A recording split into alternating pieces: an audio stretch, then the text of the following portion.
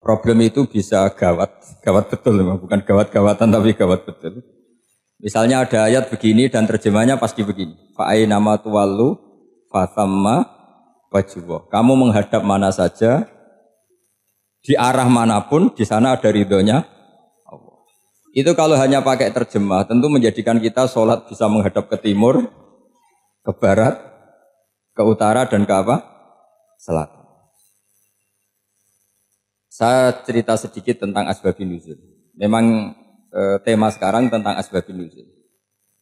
Dulu Rasulullah SAW ketika di Mekah itu sholat menghadap Ka'bah. Tapi setelah pindah di Madinah, di mana Madinah itu ada komunitas Yahudi dan Nasrani, Rasulullah itu menghadap ke Baitul Maqdis, kira-kira 16 bulan. 16 sampai 17 bulan. Semua riwayat itu kisarannya hanya 16 sampai berapa? 17 bulan. Sehingga orang Yahudi itu bilang begini, Muhammad ini baiklah, meskipun dia membawa agama baru, tapi kiblatnya masih ikut kita, masih baik kan. Setelah 16 bulan, Nabi diperintahkan Allah untuk menghadap ke Ka'bah. Awal liwajaka syatral masjidil haram. Maka orang Yahudi itu berontak. Berontaknya adalah kiblat mereka ditinggalkan. Cara berpikir orang Yahudi itu kiblat mereka ditinggal. Sehingga mereka bilang mawallahum an qiblatihim allati kanu 'alaiha. Apa yang menjadikan umat Islam berpaling dari kiblat Baitul Maqdis. Kemudian mereka provokatif betul. Ini perlu diperjelas. Provokatif. Bilang begini. Inna Muhammadan tahayyara fi din. Muhammad ini bingung dalam beragama. Sehingga habis ngomong A ngomong B, habis kiblat Ka'bah, kiblat Baitul Maqdis. Sehingga dalam banyak tarikh disebutkan peristiwa kiblat itu terbanyak melahirkan orang murtad, orang yang keluar dari Islam. Gara-gara provokasi orang Yahudi, Muhammad tahayyara fi din. Muhammad itu bingung dalam menentukan pilihan apa? Beragama. Kemudian walhasil singkat cerita akhirnya Nabi itu madhep Ka'bah. Apa yang terjadi mukjizat itu adalah bahwa agama ini agama yang mewakili semua agama sebelumnya yang masih orisinil. Yaitu Nabi akhirnya berargumentasi Ka'bah adalah kiblat yang asli, yang lebih tua. Terus mereka tanya, buktinya apa? Dijawab oleh Quran, fihi ayatum bayyinatum maqamu apa? Ibrahim. Ka'bah bukti tertua adalah di situ ada makam Ibrahim. Makam itu jejak kaki. Ya kalau bahasa Indonesia makam itu kuburan. Kalau dalam bahasa Arab makam itu jejak apa? Jejak kaki. Sehingga diketahui oleh sejarah dibuktikan di situ ada jejak kaki siapa? Nabi Ibrahim. Sementara nisbatnya Baitul Maqdis itu adalah kepada Nabi Musa dan Nabi Harun. Yang ini adalah turunan dari Nabi siapa? Ibrahim. Hikmahnya apa? Begini, sebagai bukti bahwa Baitul Maqdis pernah menjadi poros Islam atau poros Tauhid, maka Nabi Muhammad pernah disuruh menghadap ke Baitul Maqdis. Buat inget-ingetan kalau ini pernah menjadi poros apa? Tauhid. Tapi tetap tua-tuaan masih tua apa? Ka'bah. Kenapa tua Ka'bah tadi? Karena Ibrahim adalah Abul Anbiya, bapak dari para. Dan di situ ada jejak kakinya. Fihi ayatum bayyinatum maqam. Bukti itu belum cukup. Dibuktikan lagi bahwa Ismail kecil itu hidupnya di Ka'bah. Kita tahu sa'i baina Safa wal Marwah adalah karena Siti Hajar sedang mencari apa? Jadi ada bukti sekian, bukti empirik bahwa Ibrahim itu kiblatnya itu Ka'bah, bukan Baitul. Sehingga ada kata-kata fihi ayatum bayyinatum maqamu. Nah, tanpa ngerti asbabun nuzul, kamu akan mengartikan fa'aina ma tuwallu fathamma wajhuhu itu salah. Karena di situ kamu menghadap mana saja, maka di situ ada ridhonya Allah. Maka para ulama memberi catatan, maksudnya begini, kamu menghadap kemana saja, asal itu yang diperintahkan Allah, maka di situ ada ridhonya. Harus seperti itu maknanya, disesuaikan dengan konteks asbabin nuzul. Tanpa seperti itu tidak bisa. Dan masih banyak lagi kepentingan tentang asbabin nuzul. Jadi problem sekarang adalah banyak mufassir yang hanya mengartikan dari terjemah. Itu bahaya sekali. Jika ada orang yang menikah secara mut'ah, itu kan mirip kayak transaksi zina. Mereka berdalil famastamta'tum bihi minhunna fa'atuhunna ujurahun. Perempuan yang sudah kamu nikmati yang penting kamu bayar. Terjemahnya seperti itu. Karena ujur itu jamaknya ujroh. Itu fatal sekali. Padahal ayat itu begini, settingannya begini, setting siakul kalamnya atau asbabun nuzulnya begini. Ini sekaligus, memang saya sengaja ngaji dengan tema yang berat untuk penghormatan pada yang ngaji. Kalau temanya ringan kan kayak TPG. Jadi ini supaya gue keren-kerenan, ini ada doktor Pak Oni pernah dekan Fakultas Hukum. Jadi kalau saya nanti salah tinggal ditangkap saja, gampang kan? Tapi nangkap saya berurusan dengan Tuhan. Jadi kalau orang dekat Allah itu yang tanggung jawab ke Allah. Jadi dia bisa menang di kepolisian tapi kalah di hukum Tuhan. Jadi kalau berhadapan-hadapan dengan saya. Begini asbabun nuzulnya begini. Wal muhsanatu minan nisa yang awal juz 5 itu ya kita santai aja. Yang awal juz 5 itu sebetulnya maktuf diatafkan pada ayat hurrimat alaikum ummahatukum wa banatukum wa akhwatukum wa ammatukum wa kholatukum wa banatul akhi wa banatul ukhti. Jadi perempuan yang haram dinikah itu ada 7. Yang faktor nasab yaitu siapa? Ibu, putri, saudara putri, bulik dari bapak, amah itu bulik dari bapak, kholah itu bulik dari ibu, keponakan dari saudara lelaki, keponakan dari saudara perempuan. Ini disebut haram karena nasab gen. Kalau orang Jawa bilang hanya 4 karena ngitungnya bulik baik dari bapak maupun ibu. Kalau orang Jawa bilang kan bulik terus keponakan dihitung 1. Padahal ada keponakan dari saudara lelaki, ada keponakan dari saudara apa? Perempuan. Wa banatul akhi wa banatul ukhti. Terus kedua, haram karena rodok. Kita tahu dalam hukum Islam rodok adalah sama dengan nasab. Jadi ibu yang pernah menyusui kamu berarti jadi ibu kamu. Dan saudara sepenyusuan berarti menjadi saudara kamu. Ini disebut wa ummahatukumul lati arda'nakum wa akhwatukum minar rodok. Terus ketiga, haram karena musoharoh, karena besanan. Jadi pagi ini misalnya saya nikah dengan Sri, bilang qabil tu nikaha wa taswijaha bil mar'il madkur. Setelah nikah dengan Sri ini otomatis ibunya dia menjadi mertua. Otomatis haram saya apa? Nikah. Ini namanya haram karena musoharoh. Atau kamu punya anak Zaid. Zaid pagi ini akad dengan Sri. Berarti Sri adalah menantu Anda. Otomatis haram bagi Anda. Itu namanya haram karena musoharoh, karena bisanan. Itu yang disebut waroba apa haram-haram itu kan seterusnya itu wa ummahatu nisaikum. Apa ibu dari istri-istri kamu. Memang ini agak jelimet, tapi memang syaratnya mufassir harus biasa jelimet. Jangan hanya nyari partai ayat-ayat untuk kepentingan partai. Wah, itu ngeri. Kacau Quran dipakai kampanye. Terus itu berarti sudah 3 kan? Haram karena nasab, haram karena rodok, haram karena musuh. Terus yang keempat ini, haram yang bukan karena sebab pada seorang perempuan, tapi karena istri orang. Itu disebut wal muhsanatu minan nisa. Haram menikahi perempuan yang masih milik orang lain. Nah, orang lain yang menikahi ini, istilahnya Allah adalah lelaki yang menikahi perempuan ini adalah lelaki sing muhsinina ghairu musafihin, secara nikah yang sah. Nah, nikah yang sah itu begini dalam hukum fikih Islam. Saya nikah dengan Sri, kalau hanya akad, itu saya wajib bayar mahar hanya separuh. Jadi kalau saya janji bayar 1 miliar, berarti wajib bayar berapa? 500 juta. Kalau janjinya 100 juta, hanya bayar 50 juta. Itu yang wajib bil akdi.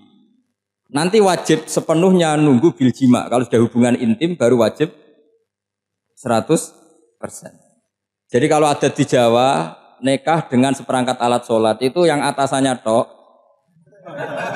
itu wajib karena akad. Nanti bawahnya nunggu setelah hubungan apa? Intim. Nah, ini hukum Quran, bukan hukum saya. Makanya kan wa in talaqtumuhunna min qabli an tamassuhunna, saat terus fanis fuma faradtum, hanya wajib bayar setengah. Nah, perempuan yang sudah diajak hubungan intim itu kata Allah fa'atuhunna ujurahun, maka wajib kamu bayar penuh.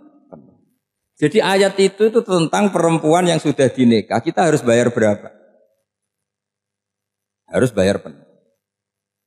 Ini penting saya utarakan. Nah, Problem kita sebagai orang Indonesia ini juga problem Pak On, problem semua kiai. Mahar di Indonesia itu nggak bisa dibahas di Quran karena keterlaluan, kecilnya itu keterlaluan.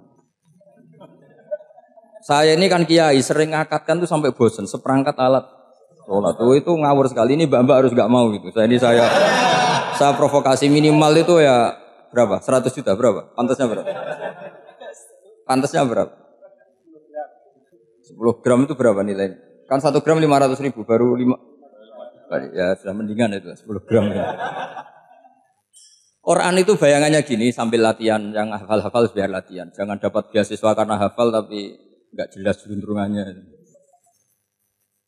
Quran itu bayangannya gini, ini nggak mungkin Quran ini bisa dibaca di Jawa. Wa in aradtum istibdala zaujim makana zauji wa ataitum ihdahunna qintaran fala ta'khudhu minhu syai'a.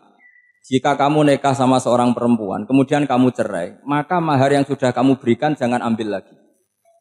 Karena mahar di Arab itu mahal, 100 juta, kadang mobil Alphard, kadang GMC. Sehingga setelah menceraikan tuh kebayang menarik. Kok enak, dulu saya memberikan itu kan karena dapat servisnya, sekarang sudah saya cerai, saya tarik. Kalau mahar di Indonesia kan seperangkat alat sholat. Jadi gak kebayang ada kalimat fala ta'khudhu minhu saya jangan ambil lagi. Kebayang ngambil aja enggak? Apalagi kalau nikahnya sudah 2 tahun kan sudah lusuh, sudah. Tapi kalau di Arab itu kebayang karena mahal. Makanya orang Arab suka nikah orang Indonesia karena murah. Jadi bahasa kintoron itu harta yang enggak ternilai. Wa ataitum ihdahunna kintoron. Yang enggak ternilai. Mahal betul. Itu pernah saya hitung. Ada yang mahar itu 400 juta. Ya sekira segitu. Nah makanya setelah dicerai Allah memperingatkan setelah kamu kasihkan ya jangan minta lagi. Kenapa kepikiran minta? Karena jumlahnya besar. Kalau di Indonesia kepikiran enggak minta. Enggak kepikiran. Saking kecilnya.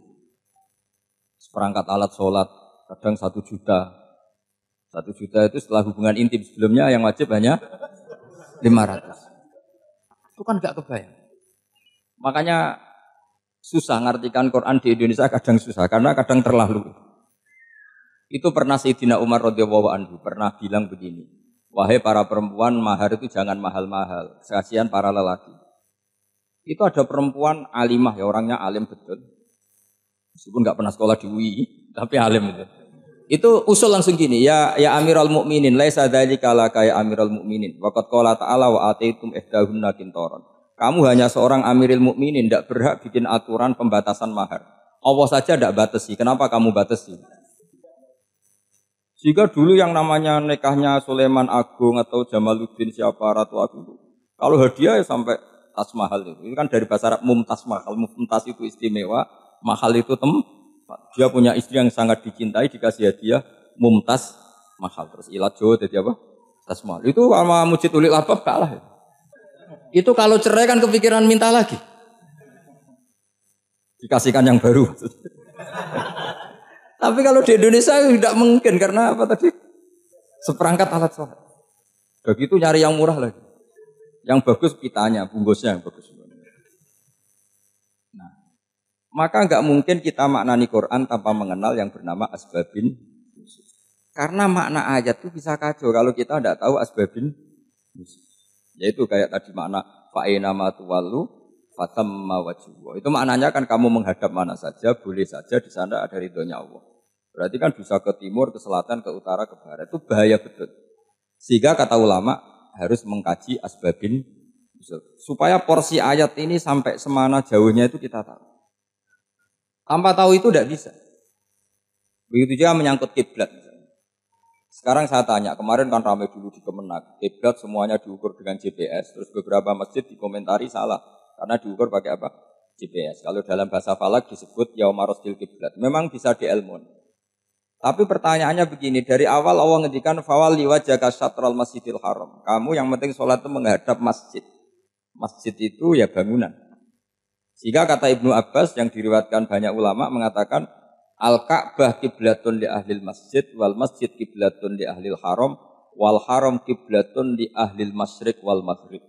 Jadi kalau orang di dalam masjid kiblatnya harus Ka'bah. Di luar masjid kiblatnya asal bangunan Masjid Haram. Tapi di luar sini kayak di Indonesia boleh semua tanah Kenapa begitu? Kata Ibnu Abbas, karena Quran itu turun bilisanin Arabiyyim mubin. Jadi kalau orang Jogja kalau mau ke Jakarta arahnya kemana? Barat. Itu sebetulnya ketika Anda ke barat itu persis Jakarta apa bisa saja pasnya itu Pangandaran. Tapi orang itu akan bilang kalau ke barat ya ke Jakarta. Meskipun presisi Anda tepatnya di Pangandaran. Nah kiblat seperti itu, asal orang menghadap ke barat itu orang sudah bilang ke kiblat. Gak usah sedetail misalnya harus pas Ka'bah. Saya pernah debat sama tim ahli Kemenang. Gak bisa Gus, sekarang ada GPS harus tepat Ka'bah. Terus saya bilang gini, kalau teori Anda benar, berarti semua masjid luasnya maksimal 16 meter. Ka'bah itu luasnya hanya 16 meter. Berarti masjid Ulil Albab yang pojok sana sama pojok sana, kira-kira itu ya sudah tidak kena Ka'bah. Kalau harus tepat, Ka'bah itu kan diameternya hanya 16 sama 18 kalau nggak salah. Berarti semua masjid kalau ingin tepat Ka'bah harus pas 16. Kalau terlalu luas pilihannya harus cekung. Kan jadi aneh. Makanya saya itu sering Pak, dulu saya ini biasa debat fikih. Kalau di tradisi pesantren namanya Basul Masail. Saya punya teman yang paling kurang ajar, yang paling saya kenang dalam sepanjang sejarah. Dulu itu kalau debat fikih itu ya seru.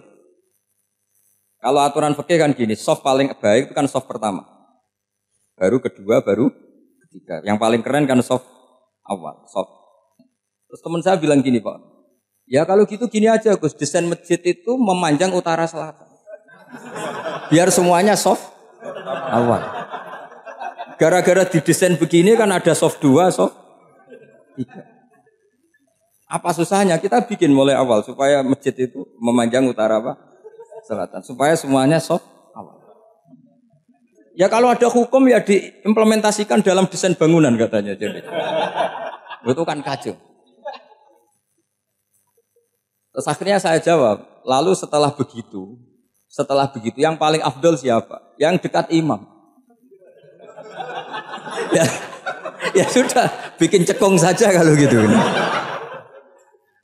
Artinya gini ya, beragama itu yang sehat. Jadi beragama itu berdasar riwayat. Berdasar riwayat, pernah ada ulama yang ngitung. Madinah menghadap Ka'bah itu ya tidak pas. Pernah dihitung pakai GPS.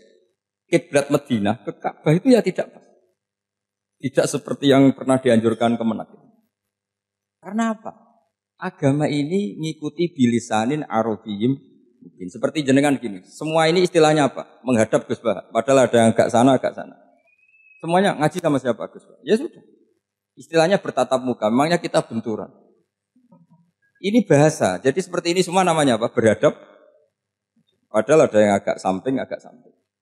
Ka'bah juga gitu. Sebenarnya tidak se-ekstrim yang dibayangkan orang-orang. Cuma kalau bisa tepat, ya kita harus tepat. Tapi tetap saja tidak perlu 16 apa? Meter. Fa'aina ma tuwallu fathamma wajhuh. Itu artinya menghadap. Menghadap itu menghadap arah. Makanya Allah tidak dawuh fawalli wajhaka nahwal Ka'bah, tapi fawalli wajhaka syatrul Masjidil Haram. Jadi ini penting saya utarakan supaya kita familiar dengan istilah-istilah Quran. Istilah Quran itu gampang kok sebenarnya. Kalau kita kaji itu gampang. Problem kita tidak pernah mengkaji. Jadi semuanya asing. Kalau kita mengkaji itu gampang sekali. Saya punya sekian cerita betapa pentingnya mengkaji Quran. Harun ar-Rasyid itu dinasti Bani Abbasiyah. Itu pinter sekali. Ada seorang ustadz yang agak ekstrim. Itu datang ke Harun ar-Rasyid. Ya Amirul Mukminin, inni nasihun laka famusaddidun alaika. Fala tajidanna alayya fi nafsika syai'an. Saya mau nasihati kamu, tapi saya mohon jangan masukkan hati. Karena nasihat ini penting. Tapi saya akan keras, vulgar. Akan keras, kritik saya akan keras. Karena Anda sebagai Amirul Mukminin tidak pecus. Apa kata Amirul Mukminin Harun ar-Rasyid? Uskut ya Ustadz. Sebagian riwayat uskut ya jahil. Kamu itu Ustadz bodoh, tidak usah banyak omong. Terus ditanya, kenapa saya bodoh? Terus dibacakan ayat faqula lahu qaulal layyina la'allahu yatadzakkaru aw yakhsha. Inna Allaha ta'ala qad arsala man huwa khairun minka ila man huwa syarrun minni. Wa ma'a dzalika qala ta'ala faqula lahu qaulal layyina. Allah pernah menugaskan seorang yang lebih baik ketimbang kamu, yaitu Musa dan Harun. Musa dan Harun adalah seorang nabi. Kepada orang yang lebih buruk ketimbang saya, yaitu Fir'aun. Itu saja etikanya faqula lahu qaulal lainan. Kamu kalau ngomong yang halus, yang baik, yang berperadaban, kok kamu sama saya mau kasar? Akhirnya ustadznya ternyata pinter kamu, yes pinter aku. Jadi semudah itu. Allah itu menugaskan orang yang lebih baik ketimbang kamu, yaitu Nabi Musa, kepada orang yang lebih buruk ketimbang saya, yaitu Fir'aun. Itu saja ada etikanya. Kok kamu sama saya mau tambah etika? Mau main kasar hanya karena kamu merasa nasihat Anda benar? Jadi gampang sekali memahami Quran. Tapi lagi-lagi memang bagi ahlinya. Tapi ini saya bantu supaya sampean jadi ahli apa? Quran. Meskipun ngajinya sebulan sekali. Sudah sebulan sekali tidak punya kitabnya. Sudah. Jadi ulama dulu kalau belajar Quran itu gampang sekali. Saya berkali-kali cerita. Yang kitab saya baca di rektorat itu namanya Syajaratul Ma'arif. Itu kalau cerita bikin judul itu enak sekali. Babuna fil ibad bikullil bilad. Bab seseorang di mana saja hidupnya harus bermanfaat. Terus dalilnya itu hanya mengutip makalahnya Nabi Isa, wa ja'alani mubarakan ainama kuntu. Ciri utama seorang nabi apa? Saya di mana-mana adanya berkahi orang lain. Jadi berkah bagi orang lain. Maksudnya tidak jadi problem bagi orang lain. Artinya kamu hidup entah di Jogja seperti Pak Ono orang Jember, saya orang Rembang. Hidup di Jogja manfaat, di Jember ya manfaat, di mana-mana manfaat. Saya pernah di Korea seminggu ya manfaat. Saudara kita TKI yang di Korea ya manfaat, di sana bikin masjid, bikin apa. Karena ngendikane Allah menceritakan Nabi Isa siapa? Wa ja'alani mubarakan ainama kuntu. Saya adalah orang yang di mana-mana berkah. Artinya manusia eksistensinya harus seperti itu, hidup di mana saja berkah. Gampang sekali memahami Quran. Pernah Imam Syafi'i ditanya, kalau kamu enggak kehilangan air atau enggak ada air di satu daerah, cari-cari dulu. Sampai enggak ketemu. Setelah enggak ketemu air, baru kamu boleh tayam. Imam Syafi'i ditanya, apa dalilnya harus mencari dulu? Kalau nggak ada air ya langsung tayamum saja. Kenapa harus nyari-nyari dulu? Jawabnya Imam Syafi'i itu gampang sekali. Qala ta'ala falam tajidu ma'an. Kemudian kamu tidak menemukan air. Di mana-mana tidak menemukan setelah mencari. Kalau belum mencari namanya tidak tahu. Kan ayatnya kan falam tajidu ma'an. Kemudian kamu tidak menemukan air. Tidak menemukan tuh nyari dulu apa langsung ambil sikap? Nyari dulu baru kesimpulannya tidak ketemu. Kalau belum pernah nyari namanya tidak tahu. Segampang itu ulama dulu memahami Quran karena konstruksinya utuh. Yaitu mereka tahu betul bahwa Quran itu bilisanin Arabiyim.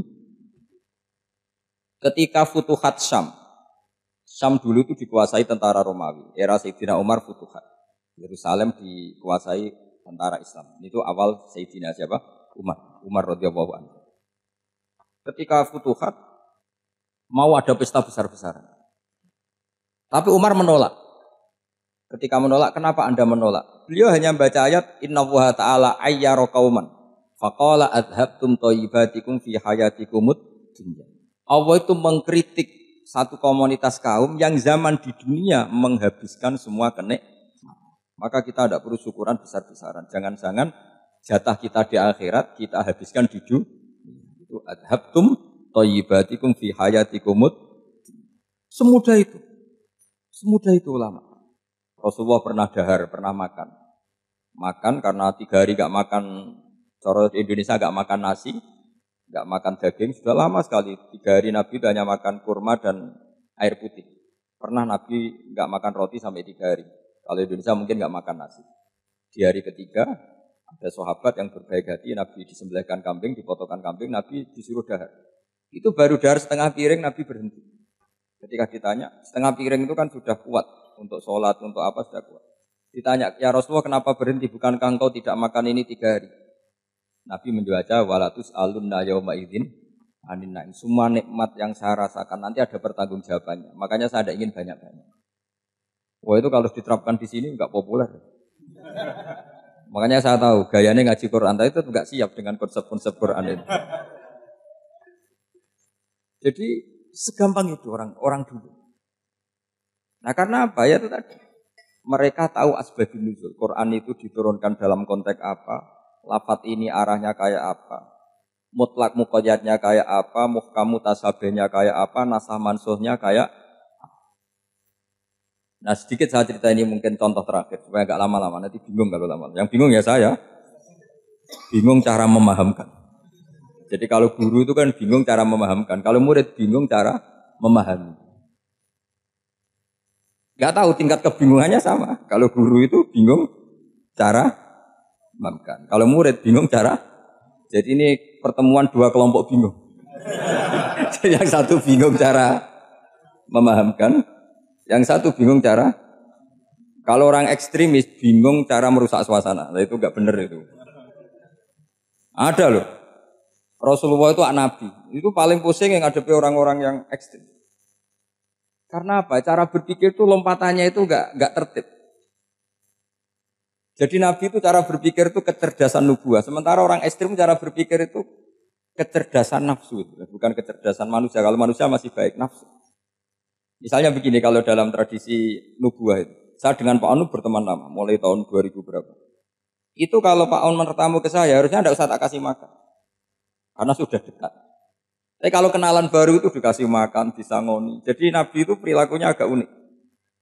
Akhirnya ada orang yang cara berpikir itu dangkal. Ya Rasulullah ini tidak fair. Yang iman lama tidak diservis, yang iman baru diservis. Cara berpikir Nabi begini. Orang Ansor itu kan sering memberi Nabi. Perjuangannya Nabi ditopang orang apa? Ansor. Donatur lah, kira-kira orang Ansor itu donatur. Donatur itu keren. Karena donatur itu artinya al-yadul ulya khairum minal yadis. Sehingga ketika Nabi sudah menguasai negara, menguasai Mekah Madinah, sudah futuhat, itu orang Ansor tetap enggak diservis. Yang diservis Nabi itu orang-orang baru masuk Islam, disebut wal mu'allafati qulubuhum atau Islam mu'allaf. Ada 1-2 orang yang protes, tentu yang enggak pinter. Tukang protes pasti tidak pinter. Wong iskal-iskalnya sendiri, otaknya enggak sampai-sampainya sendiri, orang lain disuruh jawab. Makanya di sini tidak ada tanya jawab, nanti iskal-iskal kamu sendiri, bingung-bingung kamu sendiri, saya disuruh jawab. Berarti Gus Pak enggak mau ditanya, ya memang enggak mau karena tadi jawab sendiri aja, nanti pinter sendiri, kapan-kapan pinter sendiri. Akhirnya tanya begini, cara tanya gini, ya Rasulullah, ini enggak fair. Orang sudah Islam lama setelah negara terbuka milik Anda, setelah kita menang, setelah kita menguasai negara, enggak kamu servis. Sementara yang baru Islam kamu, Nabi itu bertanya senyum-senyum, rileks saja. Lama-lama tambah ekstrim pertanyaannya. Kata Umar, ya Rasulullah saya beri izin untuk membunuh orang ini. Umar itu pikirannya karena mangkel lo Nabi. Nabi jangan. Kalau kamu bunuh, nanti apa kata orang banyak? Inna Muhammad dan yaktulu ashabah. Dikira Muhammad membunuh sahabatnya sendiri. Nabi masih mendengar. Komplainnya masih mendengar. Lama-lama Nabi memberi penjelasan. Kamu ini orang Ansor. Kamu biasa memberi saya, memberi dana perjuangan. Memberi itu hebat. Saya tidak ingin menurunkan grade Anda. Grade sebagai pemberi, berarti kelasnya elit. Sekarang menjadi penerima. Itu tidak bagus. Itu betapa Rasul ini namanya kecerdasan nubuah. Kalau orang biasa memberi, biar memberi saja. Supaya dia tetap heroik, tetap patriotik, tetap keren. Karena mentalnya Jangan sampai dari mental memberi, kemudian mentalnya peminta. Jadi kalau Pak On jadi tim suksesnya Pak Jokowi itu ya tidak minta-minta. Kalau dulu kampanye ya kampanye saja. Biar memberi terus gak pernah minta. Meskipun akhirnya ya gelong. Tapi Nabi dulu tidak gitu. Jadi orang Ansor itu gak pernah diservis. Padahal jasanya kayak gitu. Supaya kelasnya tetap kelas elit. Yaitu pemberi, penanggung jawab. Nabi gak ingin orang Ansor turun grade menjadi penerima. Orang-orang yang cerdas nubuah menerima konsep Nabi seperti itu. Lu tanya sama Pak On, saya dadani terjemahan UI itu puluhan tahun sama Pak. Itu beliau ke kontrakan saya ke rumah beliau. Itu tidak pernah berharap apa. Saya sangat tertutup. Bukan apa-apa ya, kalau ingin memberi saja. Kontribusi saya pada Al-Quran. Saya tidak kepikiran mendapat. Supaya heroik. Tapi orang-orang yang cerdas amatir tadi, ini enggak fair. Wong yang memberi lama kok dapat servis sedikit. Nah, sekarang itu problem zaman akhir sudah mulai seperti itu. Nah, orang ini namanya Dzul Khuwaisirah. Ini yang nanti punya anak turun Khawarid. Khawarid itu orang yang ibadahnya hebat, tapi cara berpikir dengan nubuah salah. Orang lagi Khawarid itu orang yang ibadahnya hebat, tapi cara berpikir nubuah salah. Nubuah itu unik. Nubuah itu cara berpikir tadi. Apa ya? Melihat sesuatu yang benar biar benar terus gitu. Yaitu tadi, mental memberi itu ya biar memberi terus, tidak usah di-share. Maka ketika Abu Bakar jadi khalifatul Rasulullah, itu ada sistem kepegawaian. Itu gajinya Umar yang sudah Islam lama, gajinya Abu Bakar yang sudah Islam lama. Itu sama Abu Sufyan sama, padahal Islamnya Abu Sufyan baru setelah Fathu Mekah, kira-kira baru setahun. Terus diprotes sama orang-orang, ini Islam lama kok gajinya sama Islam yang baru setahun kok sama. Kata Abu Bakar, fadailuhum indallah, mereka punya kelebihan Islam lama itu indallah, nanti balasannya biar surga. Kalau di dunia sesuai profesinya. Artinya profesi kalau penjaga kantor ya berapa, kalau dosen berapa, pokoknya ya sudah. Dan itu diterima oleh sahabat, semuanya nerima konsep itu. Era Umar agak dibalik.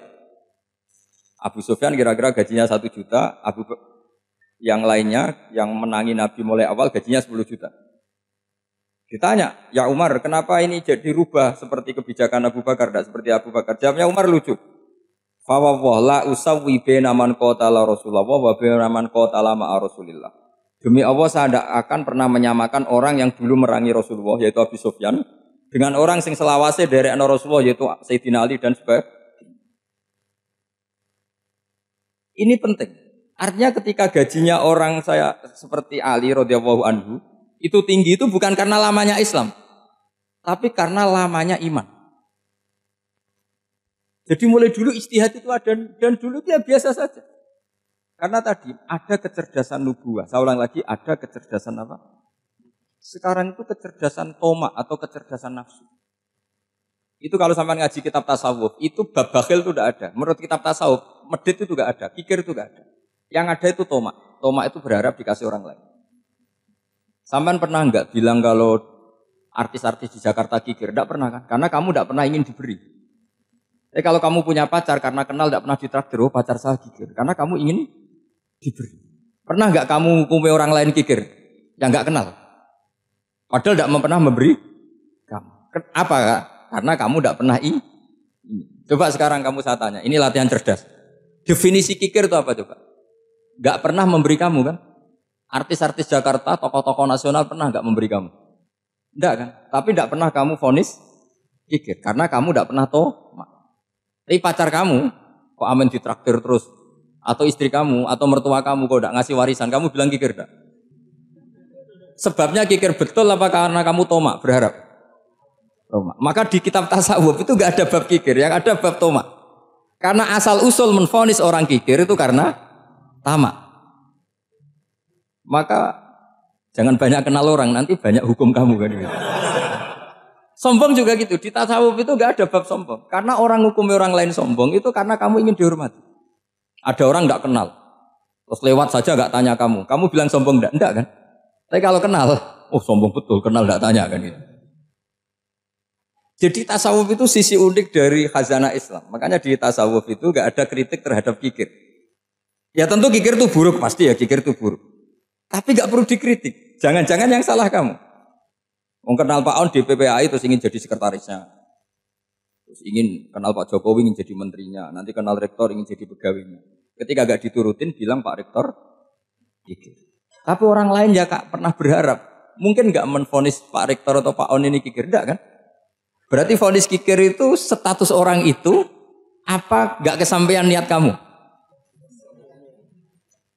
Memang agak jelimet ilmu tasawuf itu, tapi itu unik. Itu bagian dari khazanah apa? Islam. Makanya Rasulullah itu sering isti'adah, minta perlindungan. Wa min toma'in fi ghairi matma'in. Ya Allah, saya tidak ingin berkeinginan yang tidak layak. Karena semua dunia ini dimulai dari keinginan. Coba kamu protes negara itu karena apa? Ingin makmur, sejahtera tanpa kerja. Sehingga nyalakan menteri keuangan, menteri ini itu. Makanya kalau guyonannya ulama tasawuf begini, tak beri bocoran. Guyonannya orang tasawuf. Begini guyonannya. Anta lam tajid min nafsika kullama turid. Fakaifa turidu min ghairika kullama turid. Kamu yang punya keinginan saja tidak bisa memenuhi apa yang kamu inginkan. Kenapa keinginan itu kamu timpakan ke orang lain untuk memenuhi kamu? Wong kamu yang punya keinginan saja tidak bisa mewujudkan. Kenapa keinginan Anda kamu timpakan, bebankan orang lain untuk memenuhi keinginan Anda? Misalnya kamu, Gus saya ini goblok, tolong pinterkan. Wong kamu yang ini saja tidak bisa. Kok menyuruh saya? Jadi kalau tiap tasawuf itu unik. Seperti kamu mencintai istri tulen, itu ingin kan dicintai istri tulen. Kamu sendiri kan nggak bisa cinta tulen, masih pelengahan sana sini. Kamu pacaran, ingin pacar kamu setia. Ternyata kamu bikin sekian alternatif. Kalau putus ini punya ini, putus ini. Tapi kamu ingin ini setia, kan nggak fair. Makanya guyonnya orang tasawuf itu, anta lam tajid min nafsika kullama turid, fa kaifa turidu min ghairika kullama turid. Gampang tuh apalane, pokoknya ratrit gitu aja gampang. Jadi kamu yang punya keinginan saja tidak bisa memenuhi. Kok orang lain disuruh memenuhi. Sehingga orang tasawuf itu malu betul. Misalnya saya kok ingin Pak On takdim sama saya itu kurang penggawean. Kalau saya ingin ditakdimi saya menakdimi diri saya sendiri. Makanya berbahagialah orang yang ngilu terus saya ganteng sendiri ya Allah. Saya kaya sendiri. Menunggu orang lain bilang kamu kaya itu repot. Menunggu orang lain bilang kamu hebat itu sudah bilang aja ya Allah saya hebat, ya Allah saya ganteng, ya Allah saya cantik. Daripada menunggu orang lain bilang apa? Cantik. Jadi ilmu tasawuf itu unik. Jadi kalau fikih itu yang dikritik itu kikir. Kalau tasawuf enggak toma. Karena orang yang kamu vonis kikir itu jangan-jangan tidak kikir tapi mementingkan yang lebih penting. Misalnya ada teman yang tidak pernah naksir kamu, ternyata punya ibu sakit, uangnya dianggarkan untuk ibunya yang sakit atau anaknya sekolah atau keluarganya masih butuh biaya, ya, sehingga sama teman dia kikir. Hakikatnya kikir apa mementingkan yang penting? Tapi kamu karena nggak pernah ditraktir menvonis kikir. Ini pelajaran. Jadi makanya yang dianteni ilmu tasawuf itu tamak tadi kalau dalam bahasa Indonesia, bukan kikir. Karena vonis kikir itu akan disematkan orang yang tidak kesampaian hajatnya. Pokoknya bapak saya itu keluarga kiai itu ajarannya itu yang penting jangan berharap dari orang lain. Ini Pak On saksinya, saya dulu benahin terjemah itu nggak pernah ingin diperlakukan seperti ini. Yang ngaji aja. Karena pikirannya keluarga kiai itu sederhana. Kalau ngamal ya ngamal saja. Ngamal itu heroik. Makanya buyut-buyut kita semua ini kan pahlawan semua. Membela negara Indonesia jadi merdeka. Ya nggak pernah kebayang jadi presiden, menteri. Tapi sekarang nggak ngamal sedikit saja harus jadi menteri. Jadi ini bahaya kalau dalam kelangsungan bernegara. Karena orang biasa transaksional. Awal negara ini dibangun berdasar heroik, bukan berdasar apa? Transaksional. Tapi sekarang orang akan membiasakan itu. Apa-apa itu transaksional. Ini tidak bagus untuk kelangsungan bernegara. Apalagi kelangsungan beragama. Sehingga seperti saya ini masih punya desa-desa binaan di Sragen, di pedalaman Papua sekalipun. Saya punya santri banyak di Papua. Itu kalau cerita itu unik-unik. Itu mau Jumatan, itu enggak ada orang 40. Sudah datang setengah 12. Itu datangnya 3 jam. Di situ mau ketemu santri 3. Semua, karena ya akhirnya mereka tanya gini Pak. Pertanyaannya itu lucu. Gus, boleh enggak Jumatan orang 3? Secara fikih Syafi'i kan harus orang 40. Kemudian mereka tak bilang buat sholat duhur saja. Mereka enggak mau. Wong Jumat kok duhur. Harinya kan Jumat, masa sholatnya? Sehingga kita yang jadi kiai akhirnya nyari fikul madzhabil arba. Nyari fikih madzhab 4. Ternyata Imam Malik membolehkan orang 6. Ada yang bilang 12. Yang penting keceluk jamun itu kelompok. Kalau 3 kan belum keceluk apa? Belum disebut apa? Ini penting saya utarakan supaya kita berjuang itu bukan karena Syafri seperti ini kayak di Ulil Albab, masjidnya keren, kampus swasta tertua, terus termasuk nomor 1-2 di Indonesia. Oke, kita syukur dengan kebesaran UI. Tapi yang namanya dakwah itu menjadikan orang tidak tahu menjadi tahu, termasuk kepada desa-desa tertinggi. Sama. Yang namanya menteri itu pembantu presiden untuk memenuhi kebutuhan rakyat banyak.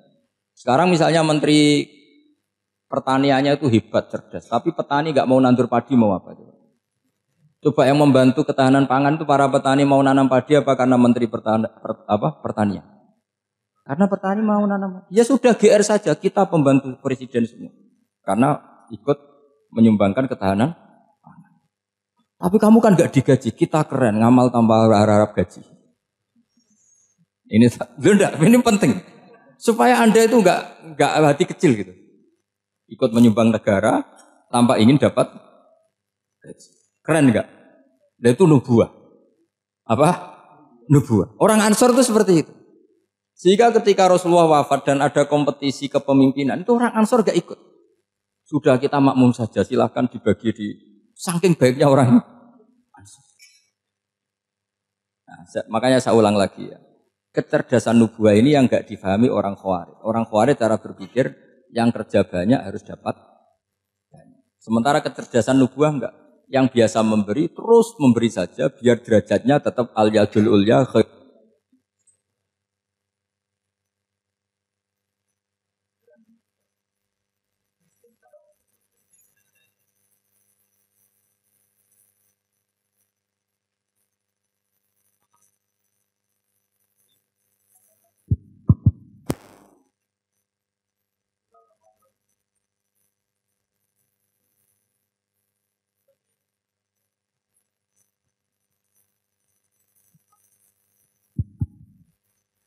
Bismillahirrahmanirrahim. Ini saya baca supaya dapat berkahnya ulama-ulama dulu. Karena ini dikarang oleh ulama yang dipakai rujukan seluruh dunia.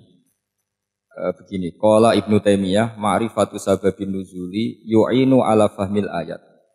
Jadi mengenali asbabin nuzul itu membantu memahami secara benar ayat itu. Karena tadi kalau ayat itu dipotong, itu maknanya bisa kacau kayak tadi famastamta'tum bihi minhunna fa'atuhunna ujuruhun. Kalau diterjemah itu kan mendukung kawin mut'ah. Kalau terjemahnya saja perempuan siapa saja yang pernah kamu nikmati, yang penting kamu bayar. Itu kan aliran sesat dan menyesatkan. Itu konteks asbabun nuzul tidak seperti itu. Perempuan yang sudah menjadi istri kamu, seorang lagi perempuan yang sudah menjadi istri kamu, jika sudah kamu hubungan intim, maka maharnya harus dibayar penuh. Tapi kalau belum hubungan intim, maharnya hanya wajib separuh. Fanisfu ma faradtum illa ayafuna aw ya'fu alladhi biyadihi uqdatun nikah. Tapi tadi kalau di Indonesia gimana Gus? Itu yang repotnya. Maharnya itu tadi mukena atasan dan apa? Bawahan. Wah kacau kalau di Indonesia itu. Sehingga kita bingung kalau dalam logika Arab kan gitu. Bayangannya kalau cerai, kata Allah, fala ta'khudhu min husai'at. Harta yang sudah kamu berikan ke istri jangan diambil lagi. Sampai dilarang ngambil tuh karena jumlahnya banyak sehingga kepikiran ngambil. Kalau di Jawa nggak usah dilarang sudah tidak akan ngambil karena rukuhnya sudah lusuh. Itu susahnya baca Quran di Jawa ya. Karena dari awal maharnya terlalu apa? Kecil. Terus beliau Imam Suyuti termasuk di sini menyontohkan yang pasti salah kalau difahami yaitu tadi ayat apa itu fa'inama tuwallu fastamma wajhu.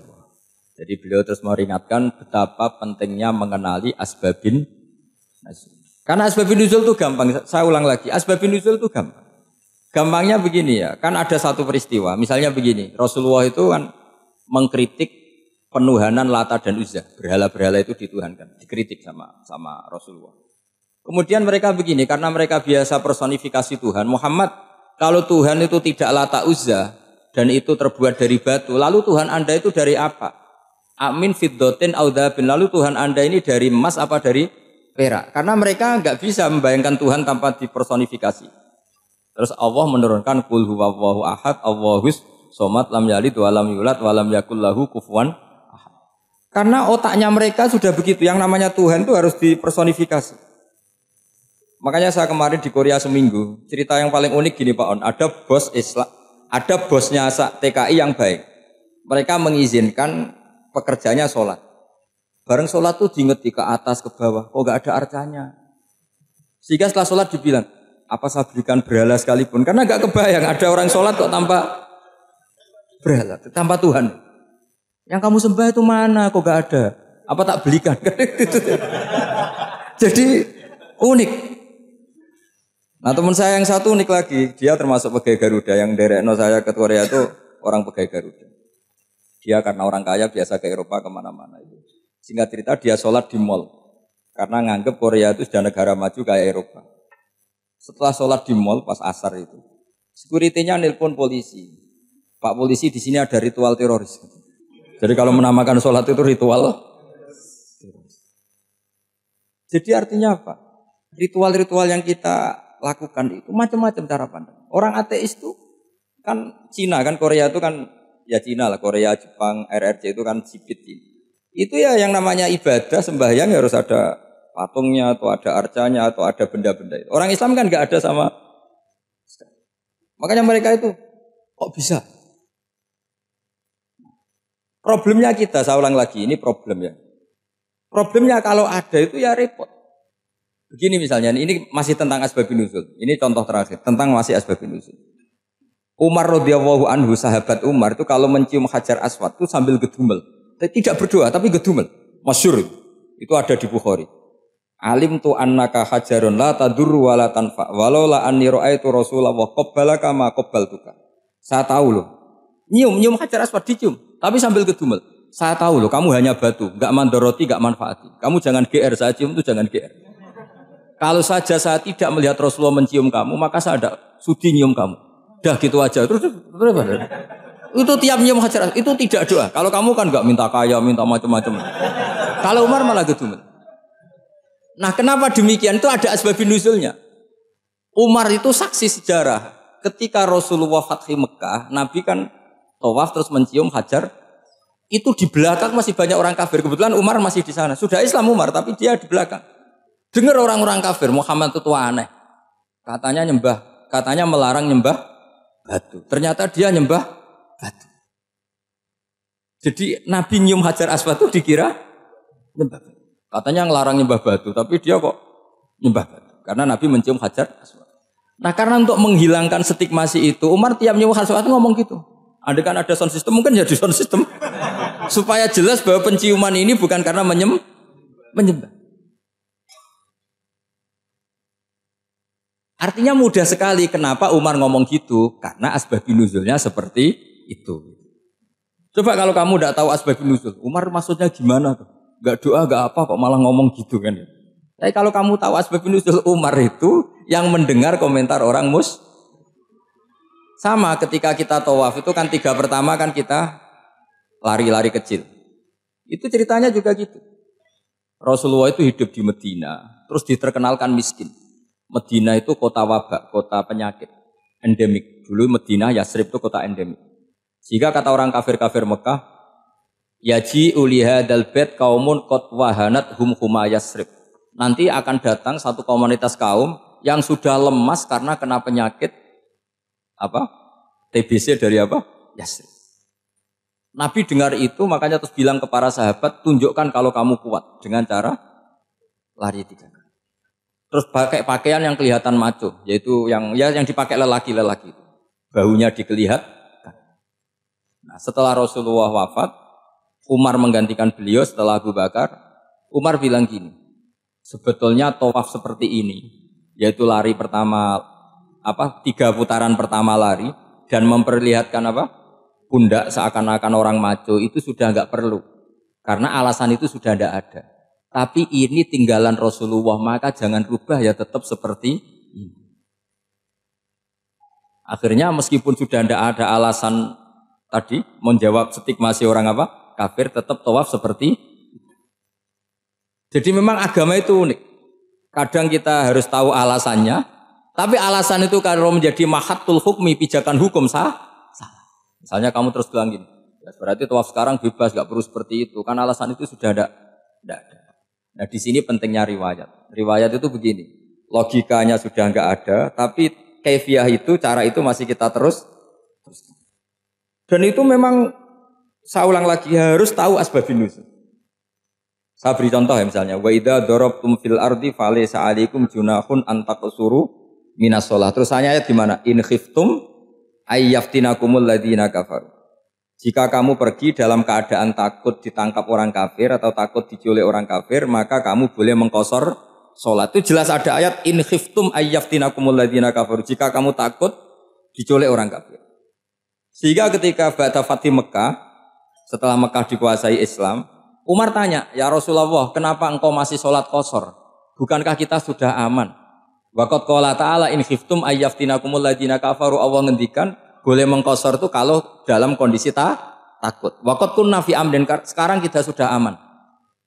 Jawabannya Rasulullah itu unik. Ya Umar hadhihi shadaqatun faqbalu shadaqah. Ini sedekahnya Allah, bonus sudah terima saja, enggak usah catatan-catatan gitu. Sehingga era Umar ya ada lagi yang tanya Umar begitu. Kata Umar, sa'altu dzalika Rasulullah sallallahu alaihi wasallam faqala hadhihi shadaqatu wa faqbalu shadaqah. Sudah ini bonus dari Allah, terima saja. Ini kan unik. Padahal kalau secara disiplin ilmu kan begini. Kamu boleh mengqashar sholat kalau dalam bepergian dan dalam keadaan takut. Logika hukumnya kalau tidak takut, tidak usah. Sama seperti begini. Kamu kalau pergi jauh seperti saya Pak On, itu ngosor sholat apa enggak ngosor kan? Alasannya kalau qashar itu, kalau pergi itu masyakot, repot. Sekarang pergi kita pakai Alphard misalnya. Pakai Innova. Bawa uang, disupirin, itu masyakot enggak? Enggak kan? Tetap boleh jamak enggak? Boleh. Sebenarnya kamu jamak itu karena pengetahuan hukum apa karena enak jamak? Kalau alasannya masyakot, kan sekarang sudah ada. Enggak repot. Ya sudah pakai hadis tadi, ini hadiah, terima saja. Jadi makanya agama itu riwayat. Tapi ada saja ulama yang agak balik loh. Agak balik gini, banyak juga ulama misalnya duwe gawe, ibunya sakit terus ribet jamak sholat. Kenapa? Ribet ngurumat ibu. Makanya ada saja kiai yang duwe gawe mantu itu terus jamak sholat, tapi jangan ikuti. Tapi ada saja karena alasannya jamak itu karena apa? Repot. Ya ada saja, tapi ya jangan ditiru. Cuma saya ini cerita apa ya, analisis hukum itu memang agak-agak unik. Jadi tadi kadang Nabi itu ditanya, ya Rasulullah, kita dulu boleh jamak qashar ini kan karena in khiftum ayyaftinakumul ladzina kafaru, takut diancam orang kafir. Sekarang aman, kenapa tetap jamak? Jawabnya Nabi, ini hadiah, terima saja. Ya ada sahabat yang bantah, kenapa Nabi? Allah itu zat yang baik, kalau sudah ngaji bonus nggak pernah ditarik lagi.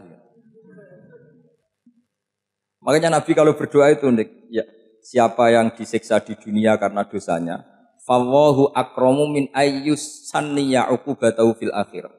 Kalau ada orang salah kok di dunia sudah dikasih sanksi, Allah itu lebih mulia untuk mengulang nanti di akhirat. Akram itu Allah terlalu mulia, maksudnya orang kepikiran wis males ya selesai, tidak akan di. Kalau sampean kan enggak, masih ingin lagi. Jadi itu cara berpikir apa? Nubuah. Jadi berpikir nubuah itu beda. Ada orang pas sujud diinjek sama orang fasik. Diinjek, kemudian si yang sujud tadi, wallah la yaghfiru wallahu laka, demi Allah tidak akan ngampuni kamu. Itu langsung Allah memberi wahyu sama Nabi di zaman itu.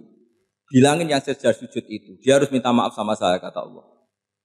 Mangdalladzi ta'ala ala fulan. Dia bersumpah bahwa Allah tidak akan memaafkan orang itu. Itu harus diralat. Nabinya iskal, kenapa ya Allah? Yang Tuhan itu saya ini punya sifat dua, bisa menyiksa dan bisa memaafkan. Kenapa dia milih sifat saya satu tidak memaafkan? Akhirnya apa? Orang yang nginjek tadi sama Allah dikasih tobat dan jadi orang soleh. Jadi itu makanya kamu nggak boleh jadi orang ekstrim nyifati Allahnya satu. Nggak boleh, Allah tetap bisa yaghfiru liman yasha wa yu'adzibu man yasha. Sifatnya Allah dua ya tetap dua, nggak boleh kamu pilih satu.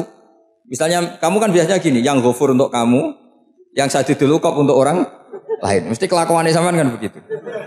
Nggak boleh seperti itu. Rasulullah kayak apa bencinya sama Wahsy? Karena Wahsy itu qatilu Hamzah. Yang membunuh Sayyid Hamzah siapa?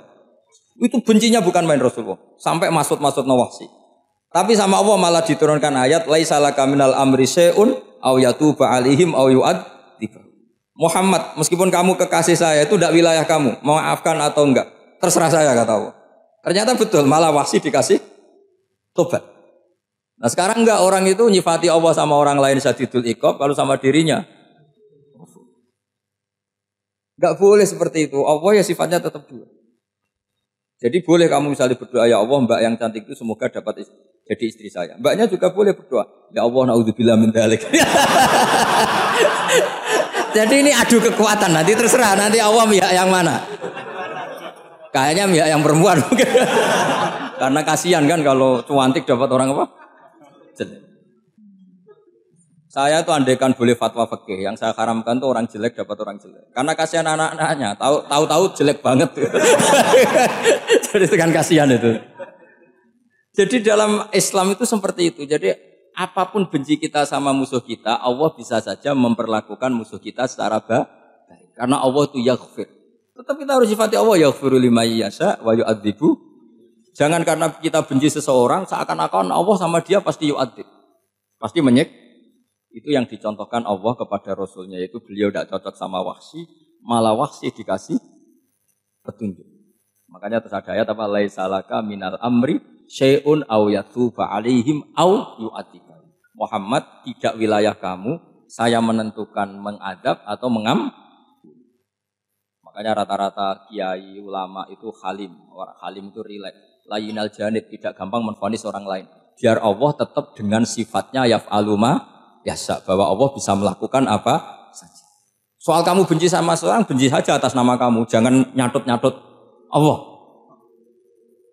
Misalnya kamu cinta seseorang, wah ini yang calon presiden ini harus jadi presiden. Ternyata Allah menghendaki jadi menteri, mau apa coba? Ya Allah yaf'alu ma yasha, mau apa coba? Yang kiai atau Pak On, BPAI, pantasnya kan menteri agama itu Pak On. Tapi kalau Pak yang takdir gitu mau apa? Ya sudah, wa yafalu. Santai aja. Itu rileksnya ahlul ilmi, ya sudah santai saja. Ini negaranya Allah, ini kerajaan Allah, ini buminya Allah, ya Allah biarin yafalu. Mas, jadi Tuhan Allah, kamu yang repot. Kira-kira jadi Tuhan itu Allah, kamu yang repot. Ya Allah biar tetap yafalu mayasa. Allah boleh yaghfir lima yasa, wa ya'tibu mayasa. Saya kira demikian. Assalamualaikum warahmatullahi wabarakatuh.